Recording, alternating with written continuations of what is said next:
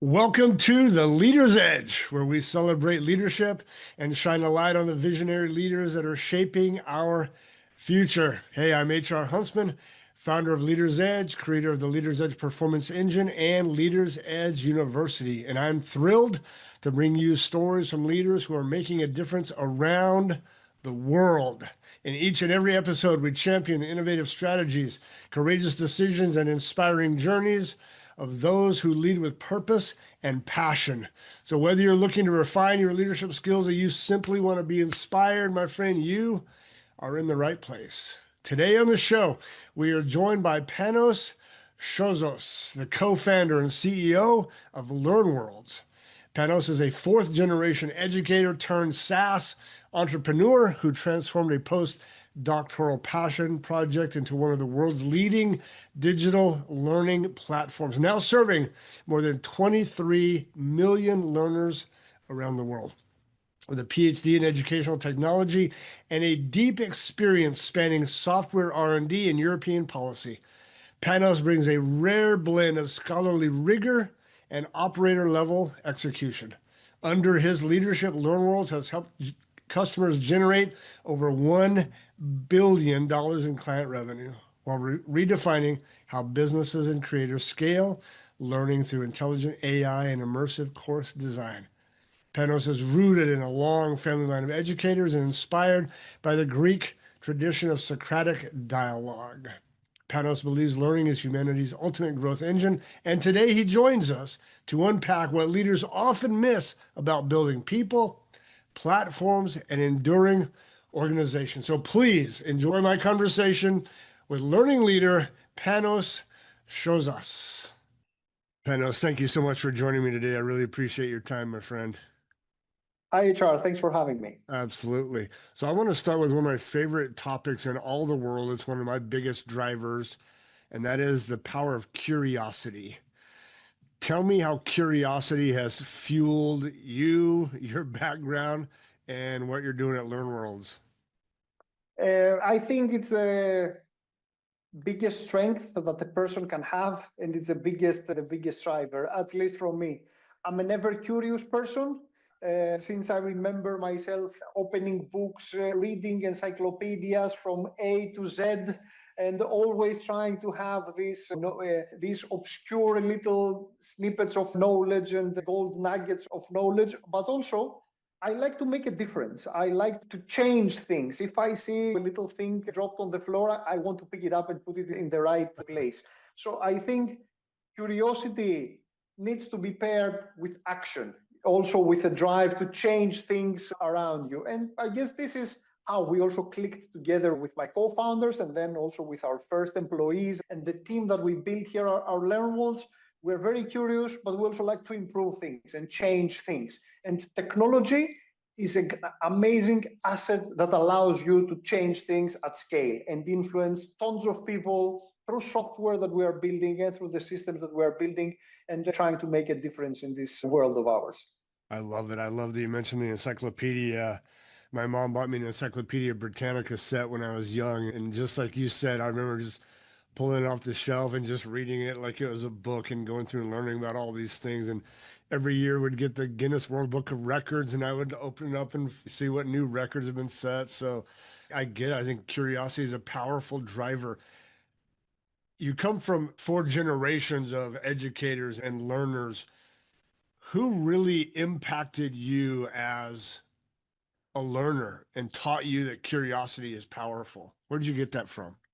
I think mostly comes from the immediate family and the parents, because I didn't spend enough time with my older grandparents, where they died when I was young. But I guess mainly from my father, I got this urge to always learn and always substantiate what I was saying. Getting asked lots of questions about why I believed something or why I wanted something to be like that, and trying always to find the root causes. And in our house and our immediate environment, the friends, all of them educators, it was having a book as a company was very natural thing. It was the things that you were seeing. So we were emulating as kids the things that we were seeing, always studying, always exchanging the latest curiosity that we learned or some strange facts, history facts. My father was also a big history buff, discussing about global history and trying to understand how things are happening today. Or based on the knowledge of the knowledge of the giants that were here before us. So I think it worked in this case. I'm not saying that this is a recipe. I'm trying to do the same Sure. with my daughter, and always ask questions, always push a bit more to not just come back with opinions and beliefs, but also with knowledge and thoughtful answers about the things that are happening around us, and trying to explain the world. I guess it's a important part. I love it. Now I'm curious about this next leap. Every time I have a guest on the show, normally it's from producer to entrepreneur. Normally someone's working in a company and they believe they can make widgets better, and they start their own widget making company and they go from producer to entrepreneur. You went from academic to entrepreneur. You're a postdoc researcher following a long line of academics. I want to know about that leap off the cliff. What kind of mindset shift did you have to make, if any, to go from a researcher to an entrepreneur? Sure, great question. So with my two co-founders, we built our very first learning management system, like online course platform. I'm giving away my age here. In 1999. So Okay. that was the point. It was part of an academic project. We built an LMS platform. It was called EduTech 2000, which seemed like a futuristic title back Yeah. then. Now, I guess it's just it's close to the Y2K problem. I was going to For say the those, millennial was changing, right? yeah. For those that remember, and we were always very hands-on. It was at that era there was a resurgence of educational technology. There was always education is a kind of an old school model, at least in the way it still happens in this, I guess, industrial model of education, where you have the classroom setting and then you have kids that are coming in, you train them at mass, and then you get them out to the society and to the economy. And people were always trying to find the next gadget, educational gadget that could improve this industrial paradigm. In the past, it used to be 150 years ago, it was educational gramophone. How I can listen to the words of the best professors. That was the means that they had then. And then it was educational radio. And then it was educational TV, which was a big thing in the 50s all the way to the 80s. And then it was the computer, obviously. And then at some point it was the CD-ROM. And everybody was buying these educational encyclopedias and all the things. It was the new version of the Sure. encyclopedia in a CD-ROM. So in the beginning of the 2000, it was the internet, it was the new medium that theoretically video was coming along, audio was coming along, even though in very small dimensions and very low resolutions. So it was, I guess, suggesting and creating hopes for something more to come. And we were in a very safe academic environment, working in research projects, publicly funded research projects, creating some great applications along the way. But also increasingly, we were seeing a big disconnect of what was possible theoretically and in an academic setting to what people in the real world had at their hands. So we were designing some great applications that had agents, that had all these little gimmicks, that were using some nice adaptive models of personalized education so that HR or whoever can learn what they need at the right time, at the right place. And then when you were looking outside in the industry, at the school, primary, secondary education, tertiary education, whatever, things were very slow, where still nothing was happening. So at that point, we said, okay, we probably need to do something and create something that is going to be commercial, but also state of the art. So bridge this kind of gap. So it was mostly frustration about this difference of what was possible and what existed out there. After we completed our PhDs and after we also worked in different positions with my co-founders, we saw an opportunity around 2011. George, my co-founder, he was always coming back with plans, and he got us together to see what was possible. If you may remember, that was the time of the big MOOCs, Coursera and Udemy and Linda, that was later acquired by LinkedIn and is now part of all this LinkedIn training. So this promise of the big marketplaces that any person that wanted to learn something, instead of spending a couple of years in the college and getting into a few tens or hundreds of thousands in debt, they could go out there and just get the knowledge that they wanted in a very fast and actionable way. So this is how we started thinking about this. We said, okay, what's our potential contribution here? Can we create another big marketplace? Do we have the knowledge, the expertise, or the funding, or the connections, the industry connections to create another big marketplace? Udemy or Coursera, does the world need another one? Probably not. But what we could do is create something smaller. We thought about creating the platform for the standalone trainer, entrepreneur, creator who couldn't afford to build his or her own solution, who didn't have any incentive just to be another course, just to publish another course on Udemy that, I don't know, at that point had 50,000 courses. So just another one would probably don't mean much, but they could create their own white label standalone solution, their own shop.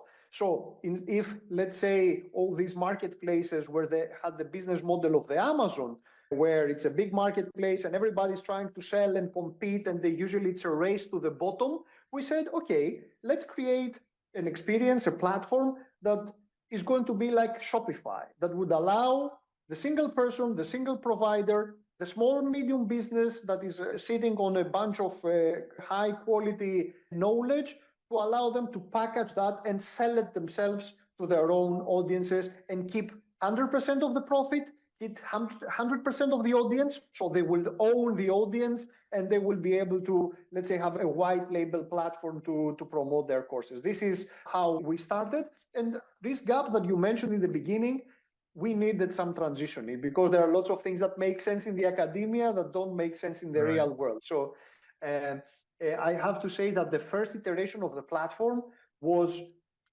much more complicated and much more academic, let's say, than our users could absorb or tolerate or need or use. So we had to scale that down, and we were lucky enough to find some very strong customers who really knew what they wanted. They believed in the platform. They also understood that we needed some conditioning, let's say, to that direction, but they saw huge potential in the platform. And then at that point, we put a bit the scientist on the back seat. We started learning aggressively from the market needs, user needs. What do these people sell courses? They know how to do it. Let's listen to them. And we were iterating rapidly. And I think over the years, we found the right balance between what makes sense from a instructional design point of view, from a pedagogy point of view, and balance it with real market needs, market traction, the pace and the speed that the market needs in order to produce great results. Because if you have a great product that you cannot distribute, that it will not be accepted, you're not making any difference. It's not going to succeed. Who's your target market? What's the ideal size business, industry, mindset of the CEO that comes to you and says, we want to create a course? What are we talking about here? First of all, training is everywhere. This is one of, I guess, like a curse and a blessing for LearnWorlds, because learning fits everywhere. So you can use it as for selling online courses, internal training, external training. But to go to the root of your question, our ideal customers are the ones who are doing training as a business. They create and sell online courses, usually professional online courses for professional education, accreditation, certification, and this is the best use case. We have also a ton of creators or people who are selling online courses for every subject matter that you can imagine. For self-improvement, it could be photography, it could be fitness, it could be healthcare, anything that you can imagine. But the majority of the use cases, it's about professional accreditation, which could be continuing professional education for all the credits usually that people need to amass and to substantiate the knowledge that has been shared, get some kind of certificate or validation at the end.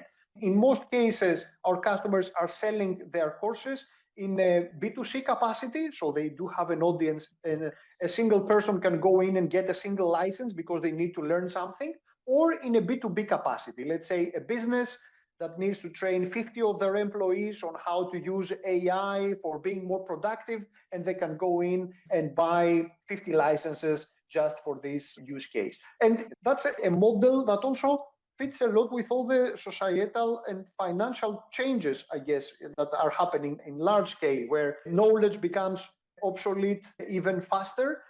The traditional academic organizations are too slow, like to adapt to the rapid changes that happen on the business scale. Then you have individual providers or small companies who know their business very well and can create some valuable content that shares valuable skills and sell it directly to consumers. So these people usually, they do know their market, they do know their market segments, they do know what needs to be taught, and we are their technology partner. We offer them the platform that will allow them to put in their courses, bring in their own audience, and start making money after even in a couple of days, as soon as a couple of days in some cases. So I heard two major applications there. B2C, so I own a photography studio and I want to teach people how to do photography. So I come to you, I go to your website, very cool website, by the way. And you have all these templates on there that I can pick from or custom stuff. And I create courses on photography. So HR's photography certification. The one I was thinking of, I'm curious how often it's used this way in, let's say, the mid-sized 50 to $100 million companies that they're doing internal training. So HR training, maybe onboarding, or let's say the making widgets, here's the HR way of making widgets within HR Inc. You're seeing all the above. Mm-hmm. What does it actually look like? Let's go to the $100 million company. They have a growth-minded CEO who's all about learning, or maybe the HR director, and they come to you guys and say, we want to create a course internally for our welders so they can improve their welding. What's that actually look like? It's a great question. I can tell you two use cases for these kinds of businesses. Yeah. One is the internal training, where you need to teach a person that sits on a particular job role or in a particular location. It could be frontline workers, it could be a remote sales force, it could be partners, resellers, all these different use cases. Traditionally, this is a function that was led by HR or in big organization, an L&D department that goes in. In some cases, they used to take months to create an online course, or in other cases, they were just acquiring off-the-shelf material. They were going to a library of courses or to a large provider, and they were saying, okay, let's get a bunch of courses so that we can train our employees for compliance, code of conduct, cybersecurity, Sure. I don't know, soft skills or whatever. Sure. This still happens to a large extent. Usually in these cases, people go in and buy an LMS.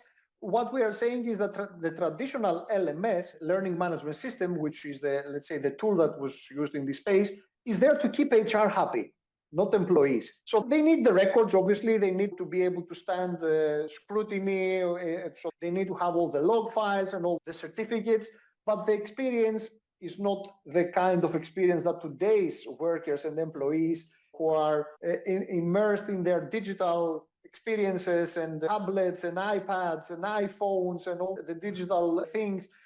Some of these experiences were old school. Like in some cases, you were getting thrown a 100-page PDF, answering a couple of multiple choice questions. I'm polarizing a bit. Obviously, there are some amazing platforms out there, but this is what most people had in mind in the big organizations. But right now, with a more flexible, lightweight, let's say, and adaptable platform like ours, it's very easy for the person who sits on a particular job and they know their thing to really create a course by themselves with the help of some AI, with the help of our templates, with the help of our instructional design assistants.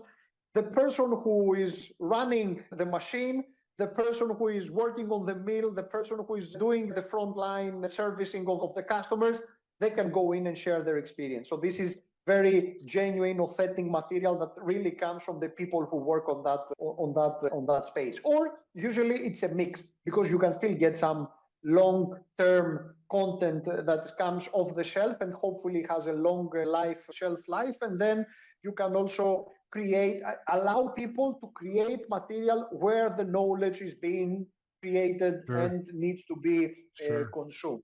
And then there are some more hybrid use cases, which are usually called extended enterprise use cases, where you don't need to train your internal employees, but organizations these days are very hybrid, or they have to adapt. You might have resellers, you might have affiliates, you might have partners, you might have other franchisees who are working next to your own brand, which they are not directly your employees under your HR, but you still need to have some kind of connection with them. And then there's another more clear use case, which is customer education, how you train your customers about your product. You might be selling software, you might be selling widgets, you might be having a complex service that you are implementing, whether it's in healthcare, in banking, in industry, software as a service, whatever. The old way of servicing your customers would be have customer support there, perhaps create a bunch of videos, a customer base, and usually throw people at the problem. But that's not scalable. Right. So this is why customer education, I guess it's the more proactive way of training your customers, making sure that they understand what the product is about, enabling them. And in some cases, we see also companies that certify their users. If you're having a very complex, air conditioning installation or photovoltaics installation, you want to make sure that the people who do that, they have gotten the right knowledge and they have been certified on how to use that kind of material. So this is also some kind of external training. It doesn't involve e-commerce per se in most cases, but still a business might need to train thousands or tens of thousands of external users, and a traditional LMS is not designed for this. It's usually designed just to handle your internal base. And this is where LearnWorlds excels on this, because we are bringing in this consumer-grade experience, because our customers need to have a great learning experience. They need to enjoy the course. They need to spend the time in there. So we are bringing this experience also into the corporate world. Let's talk about your own growth as a company, because I'm also curious about leadership. That's what we do every day of our lives.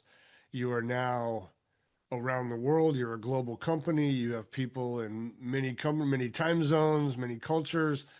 I'm curious about the challenge that was to you. How do you maintain standards? How do you hold people accountable? How do you keep performance high? How do you keep your culture solid? Talk to us about your own leadership development.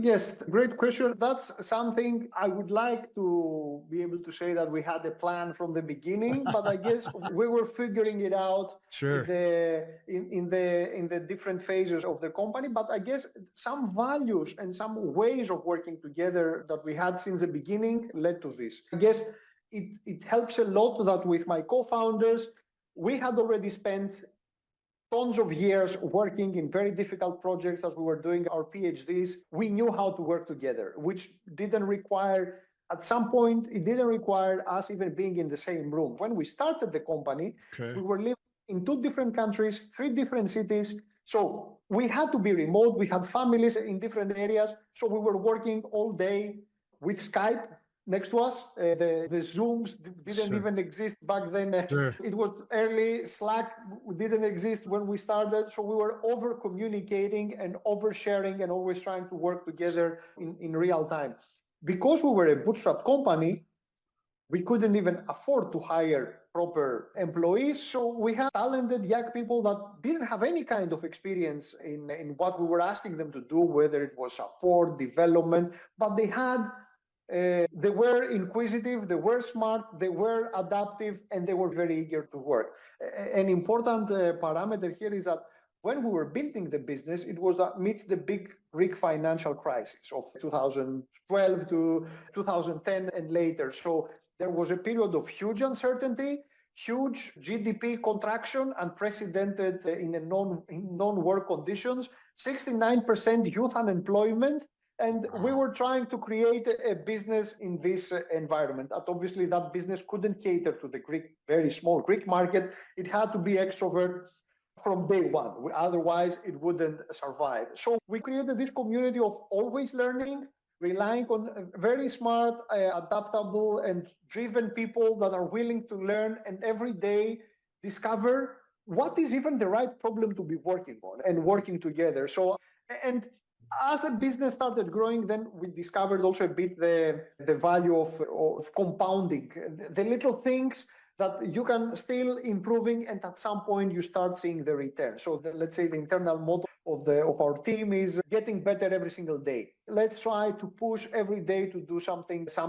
better. The learning, investing in young talent, and taking care also of these people. This is what created this culture, and this kind of individuals thrive also in the business. And as a remote business, we have to over communicate. We have to be always on, always present. So I guess the traditional corporate ways of working had to be changed for a fast-paced, young environment. Sure. So when COVID came along, when we were a remote business in 2017, 18, we started talking to some investors for the potential seed funding. We were, as a remote business, we were deemed of us unfundable. Like, when are you guys going to be serious? When are you guys going to get together in some kind of office and start working seriously? Saying, I'm working 16 hours per day. Like, I can do it from home. I Right. think I can make up for what I'm definitely losing by not being next to the other person. But so that when COVID came along, we were able to scale because we had this DNA, remote DNA, bringing in fast people, giving them small guidance, kind of a framework, and letting them do, their best and getting help and adapting as we were going along. So that really you're helped ahead us of the curve there, scale. That really helped us scale, and we kept this even after, let's say, post-COVID, and after we got we went into a bigger funding round. So still we are able to attract some amazing talent wherever they may be. Most of our employees are based in Greece, but not necessarily in Athens. Some of them are in remote islands or small cities. They have an amazing work-life balance. They see us like a global business as an amazing window to the world, because they might be talking to one time zone or one country in 1 minute and then with another person from the other side of the world. And it's a great opportunity for them. And that's how we scaled the business so far. And it works. So I guess we found a balance that works for us. Good for you. One final question before we run. I always like to ask entrepreneurs this question. If you see, or you work with a lot of young people, so a young person coming out of university or an entrepreneur says, Panos, I want to start my own company. I want to change the world. I want to leave an impact. I want to make a difference. What one piece of business or life advice would you give that young man or that young lady as they're beginning their entrepreneurial career? It comes, I guess, from my own experience, and we didn't start our entrepreneurial journey just coming out of university. We first got lots of experience out there that really helped. You never know how this experience where it might come handy or how it will be transposed to something useful. But what I'm getting to is that you cannot really start changing things unless you experience how they are today. Okay. I understand that the drive that people have, and if somebody feels ready to start making these changes and has identified their calling, by all means, I don't want to stop anyone, go out and do it. Most likely, most cases fail, but that's also the risk and the reward that comes along with entrepreneurship. And I don't want to say that people should spend 10 years in some kind of cubicle in an enterprise just to feel the pain and then go out. But you need to have some experiences about the things that you love, that you want to change. So having a passion is not sufficient, even if you love something a lot or a deep knowledge about this. You also need to understand how the world works, how people work, because this is going to be people skills is going to be a huge part of running a business. Talking with customers, fighting with, talking to an angry customer who has an issue with support and you're becoming their support, talking with potential investors, trying to convince people, pitching everyone that you see around you in an elevator, trying to convince them, hustling. These people skills are something that usually in most cases the technical founders or the people who are the engineers are really underestimating. And also, what's important for me is finding the right people next to you as your co-founders. This is not an individual sport. It's a team sport. It's a team of a team marathon. It's not even a sprint. It's a team marathon. So you need to have people next to you that when you stumble, they will pick you up. When they stumble, you will pick up the slack or you will support, because this is a long-term commitment. Could we have been successful as a business if we took our very first LMS 25 years ago in a different period and somebody had pushed us out of the university to say, go out and make a business? We didn't know how to do it. It wasn't a tradition, let's say, in a Greek university. I think we would probably had failed, because the things that we learned later came together and helped us have this strong bond and also have experiences that help us overcome the bigger issues. So I guess some experience, some life experience goes a long way, even when you're trying to do entrepreneurship. Panos, thank you so much for your time, my friend. I appreciate the wisdom you've shared with us. I wish you the greatest success, and I hope we stay in contact as we both grow. We will. Thanks, HR, for having me. It was great being here. That's it for today's show. Thank you for joining us on The Leader's Edge. I hope today's conversation inspired you to lead with even greater purpose and impact. My big three takeaways from my conversation with Panos are these. Number one, get experience. Try different things. Don't get locked into one thing too early.